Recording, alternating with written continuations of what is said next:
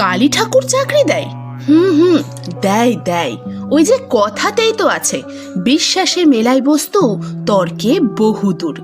এমনটাই বিশ্বাস নিয়ে বহু ভক্ত ভিড় জমায় এই মন্দিরে। বাঁকুড়া থেকে ৪৫ কিলোমিটার দূরে অবস্থিত সোনামুখী, আর এখানেই রয়েছে এই অলৌকিক মন্দির। শোনা যায় পড়াশোনা শিখেও এ অফিস সে অফিস ঘুরেও যখন চাকরি মেলে না, তখন এই মাই বাঁচান সেই সব ভক্তদের। তবে মনে ভক্তি ও বিশ্বাস নিয়েই মাকে ডাকতে হবে। কিন্তু ব্যবসা থেকে চাকরি সব কিছুই থাকে মায়ের নখদর্পণে, আর তাই তো এখানকার মাকে সার্ভিস কালী নামে ডাকা হয়।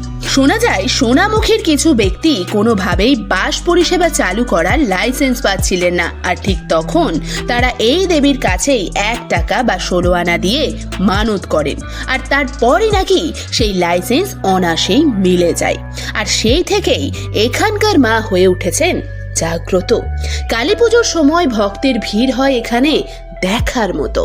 আজকের এই তথ্য ভালো লাগলে একটি লাইক, চ্যানেলে নতুন এলে দয়া করে একটা সাবস্ক্রাইব। Thank you.